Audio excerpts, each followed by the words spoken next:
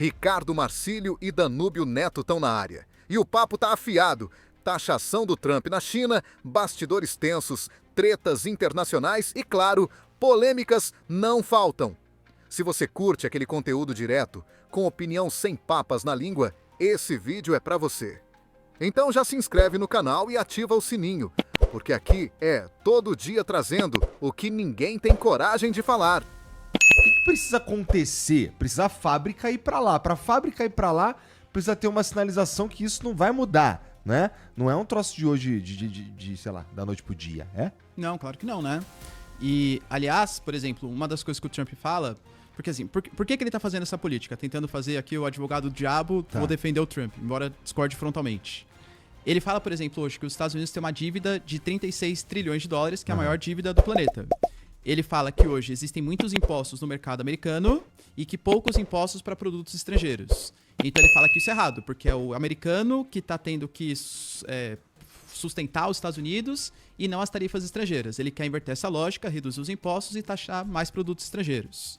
Ele fala que hoje os Estados Unidos está passando por um processo de desindustrialização, o que é verdade, aliás, não é só os Estados Unidos, é todos os países desenvolvidos, é a própria lógica do capitalismo, que hoje a gente está no capitalismo financeiro e informacional, não mais no capitalismo industrial, ou seja, você tem a parte da gestão, da pesquisa, desenvolvimento, faz muito mais sentido do que ficar produzindo sapato, ou produzindo, né, enfim, vai lá pro Vietnã, Nike, tanto faz.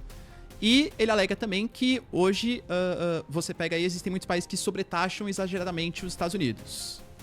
Só que todas essas práticas, essas lógicas, elas ignoram, por exemplo, que hoje os Estados Unidos, porque ele fala, a gente tem que fazer um emprego voltar para os Estados Unidos. Qual emprego que está faltando nos Estados Unidos? Os caras estão praticamente com uma política de pleno emprego. Vamos imaginar que atrai todas as indústrias para os Estados Unidos de novo. Da onde que vai sair mão de obra? Vai ter que fazer um produto americano com a mão de obra caríssima, porque hoje não tem esse exército de desempregados para ser uma mão de obra barata para fazer o produto mais barato para o mercado americano. Então, de qualquer maneira, isso vai gerar inflação para os Estados Unidos, mesmo que ele faça essa redução drástica dos impostos que ele quer, porque hoje os americanos já têm emprego suficiente no setor de serviços. E fora, qual que é a lógica também? Ele vai lá, vamos imaginar que ele vai tirar as indústrias do Canadá, tira as indústrias do México, tira as indústrias da América Central, todas vão para os Estados Unidos. É isso que ele quer? Ele quer um exército de desempregados na América Latina? Essas pessoas vão querer sair do país, vai gerar uma crise. Vão querer ir para onde? Para o American Dream, para o sonho americano. Ele vai deixar entrar nos Estados Unidos? Vai ter que deixar, porque os americanos não vão querer trabalhar na fábrica. Não vai ter pra quem trabalhar na fábrica, ele entende? vai ter os próprios chineses dentro lá pra ele, né? Os próprios vietnamitas lá. Exato. Então é contraditório, assim, nas próprias ações. Por isso que eu acho, o Trump talvez, ele conseguiu, nesse governo, ele tem tudo a seu favor. O Congresso, até os juízes são de maioria republicana, ou conservadores, né? Os governadores americanos também são de maioria republicana. Se ele não tomar cuidado e ele ficar com esse MAGA, os republicanos que não são trumpistas vão querer sair da base do governo Trump. A gente já teve, inclusive, isso acontecendo no Senado semana passada. A gente teve 4 senadores republicanos que largaram a base republicana e votaram junto com os democratas. Eles criaram uma lei, na verdade, foi criada uma lei que vetava que os americanos pudessem criar essa política de emergência frente ao Canadá. Porque o Trump taxou o Canadá, né? Ele aprovou, não, o Senado foi lá e votou favorável a não taxar os canadenses. Isso vai ser cancelado pela Câmara, vai ser vetado pelo Trump, mas não é essa a questão. A questão é que é muito simbólico. A gente já tem uma base republicana abandonando o governo Trump, porque o Trump não é republicano, o Trump é trumpista. E isso está trazendo prejuízos econômicos para os Estados Unidos. Assim, é muito contraditório em todas as ações, as medidas do governo Trump. E sabe o que é bizarro também, uma coisa interessante? Pô, trouxe a fábrica lá da China para os Estados Unidos. Sabe qual é o risco que corre? Não empregar absolutamente ninguém, porque tem fábrica na China que funciona sem funcionários. É só robô, só tem máquina. Então qual é o emprego que perdeu? Qual é o emprego que vai ganhar, na verdade, numa situação como essa? E é realmente só máquina que tem fábrica lá na China que fica tudo escuro. É um galpão gigantesco, apaga todas as luzes, porque o robô não precisa da luz para poder fazer o trabalho dele. Tá bom, leva toda essa estrutura lá para os Estados Unidos. Qual é o emprego que vai ganhar aí? Talvez uns 3, 4 programadores, alguma coisa do tipo, que não faz parte desse eleitorado que votou nele com esse saudosismo dessa época aí de ouro dos Estados Unidos. E tem outro ponto interessante, porque assim, um risco em toda a discussão é o reducionismo. A gente vai ali nos raciocínios e tal, o que é mais simples, a gente vai lá e fala as verdades, o que é comum. Só que tem algo interessante para a guerra, para a geopolítica, que é como é que são feitos equipamentos militares em tempo de guerra. Por exemplo, Grã-Bretanha, tá lá rolando a Segunda Guerra Mundial.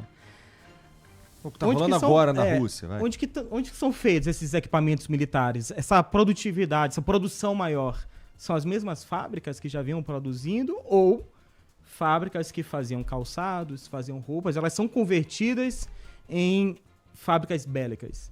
É isso que acontece em guerras grandes, em guerras de grande volume. Então, tem esse ponto também aí a favor do Trump, né? Que a gente precisa dar crédito. Ele colocar um parque fabril maior pode contemplá-lo, pode colocar numa situação mais vantajosa ao estourar de verdade uma terceira guerra mundial. Porque ele vai conseguir, ele vai ter muito mais maquinário agora para converter. Peraí, para tudo aí. Eu tava só brincando, eu não queria fazer boné, eu não queria fazer nada. Vamos fazer mísseis aqui. E aí fica mais fácil para ele fazer. Tomara que não, né? Começar a estourar uns mísseis aí vai ser uma merda pra todo mundo. A lógica deles é diferente da nossa, né? Total, assim, os caras eles lidam como, além de lidar como a polícia do mundo, eles ainda decidem se vão pra um lugar ou se não vão, baseado no que eles querem e pronto. Pois né? deu 8 horas da noite. O que será que o Putin faz da vida? O que o Putin faz da vida às 8 horas da noite? Ele não liga o YouTube e bota no Flow, isso daí é certeza. Então ele não fica lá de boa aqui, ele deve ficar com umas maluquices lá, o que eu vou fazer, né? E tem tempo. Porque ele, hoje é Geórgia, amanhã é Ucrânia. A gente começou aqui Ucrânia, 10 anos depois, a gente continua. Então a lógica dos caras é totalmente diferente. A gente fica conversando aqui na superficialidade, a gente não sabe o que tá rolando. Nem em relação às tecnologias militares também, tem muita coisa. Eu acredito muito que o que existe de fronteira de tecnologia, a gente simplesmente não conhece.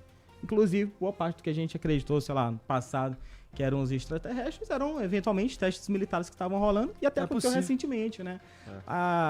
O governo americano reconheceu, isso daí que vocês viram, na verdade, não eram extraterrestres, eram testes militares que a gente estava fazendo.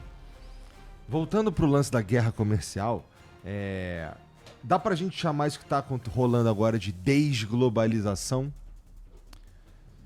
Por parte do governo Trump, sim. Mas eu acho que o tiro vai sair pela culatra no outro sentido. Porque esse papo de governos mais nacionalistas, isso é uma pauta muito ocidental de alguns países ocidentais. Não existe esse tema em Índia, em China, em Rússia, em Sudeste Asiático. E hoje, se a gente pegar o centro da economia global, não é mais o Oceano Atlântico, é o Oceano Pacífico, são os países asiáticos. Então, na minha concepção, a tendência é que isso pode gerar prejuízos para os Estados Unidos em longo prazo, porque está perdendo alianças geopolíticas, mas uma desglobalização mundial, talvez não. Talvez acelere até no sentido contrário. Para os países perceberem, por exemplo, que depender de um único país... E é uma crítica até ao Brasil, por exemplo. O Brasil hoje é muito dependente dos chineses. Mas os chineses são nossos aliados. Até amanhã. Vou imaginar, por exemplo, a China tem uma grande produção industrial. Ela não vai conseguir, por exemplo, mais colocar vários dos seus produtos no mercado americano. Vai ter um excedente de produto. Isso vai começar a ser espalhado pelo mundo, eventualmente até entrando no Brasil. Produtos chineses mais baratos podem obrigar ou prejudicar as nossas produções industriais. Talvez o Brasil seja obrigado a adotar sobretaxas a produtos chineses. E se o Xi Jinping não gostar dessa medida do Brasil? Hoje, quase 1/3 de toda a nossa exportação é para a China. Percebe que isso coloca o Brasil na mão dos chineses também? Então, talvez o mundo perceba que depender muito de um único país, seja dos Estados Unidos, seja dos chineses, até aprofunde relações comerciais. O Brasil, por exemplo, possivelmente vai fazer O Lula foi convidado para a próxima reunião do ASEAN, que é um grande bloco econômico da Ásia, que vai ser na Malásia. O Brasil tem uma reunião marcada para fazer uma visita, ou Narendra Modi da Índia vai vir aqui, ou a gente vai para lá. O Brasil tem visita, por exemplo, para a Rússia no dia 9 de maio. O Brasil tem visita à China. Então, é tentar diversificar. E na minha concepção, relações econômicas têm que ser assim, o máximo pragmáticas possíveis. Mas eu não gosto do comportamento dos chineses. Sola. É problema, entendeu? Negocia com os chineses, mas não depende exclusivamente deles. Talvez sirva até como um alerta para os mercados. Isso pode fazer com que a União Europeia reduza a dependência, o Canadá reduza a dependência. Para mim, assim, o principal exemplo é o Canadá. O Canadá, eles tinham até programa de defesa militar junto com os Estados Unidos. Então, toda aquela fronteira norte ali, região do Ártico, o Canadá, que faz parte da OTAN também junto com os Estados Unidos, fazia parte daquela vistoria militar. tem um grupo chamado de The Five Eyes, que são 5 países que compartilham dados de inteligência. Canadá e Estados Unidos fazem parte desse grupo. O Canadá nunca esperou que os americanos fossem fazer essas políticas contra eles. Pra ter uma noção, Igor, o primeiro-ministro do Canadá era o Justin Trudeau. O cara era muito criticado, porque a inflação... Olha, o Canadá tá mal economicamente, é porque o cara foi mal mesmo, né? O Canadá mal economicamente, as suas pautas também progressistas começaram a incomodar muito também parte da sociedade canadense. Os conservadores, eles eram assim, favoritaços para se eleger esse ano. O Justin Trudeau, ele começou a comprar briga com os Estados Unidos. Isso fez com que os liberals aumentassem a popularidade, e agora o Mark Carney, que é um liberal, só que ele é visto um pouco mais... O Mark Carney já foi presidente do Banco Central, ajudou na recuperação da crise de 2008. Ele é um cara menos político e mais técnico nas relações econômicas. Ele é o favorito agora para as eleições. Um liberal, que era visto como um... Assim, as pesquisas indicavam 80% dos conservadores. Por quê? Porque o mundo percebeu, e aí, olha que interessante, que algumas decisões não podem ser só econômicas. A gente vai colocar as nossas políticas de Estado acima de decisões econômicas. Então o Canadá vai se ferrar, mas a gente não vai submeter aos interesses americanos. A União Europeia pode se ferrar, mas não vamos submeter aos interesses americanos. E talvez o mundo perceba que depender de um único país seja problemático. Por isso que eu não acredito numa desglobalização, não. Pelo contrário, acho que até uma tendência de união de outros mercados. Valeu demais por ter acompanhado até o final. Sua presença aqui faz toda a diferença. Agora, já aproveita e se inscreve no canal Trechos Insanos, deixa o like e comenta o que achou. E no link aqui embaixo tem um canal oficial que você não pode deixar de conferir. Vai lá e se inscreve. E não para por aqui, tem muito mais conteúdo incrível nas nossas playlists com convidados especiais. Dá uma olhada nos outros vídeos que tem muita coisa legal.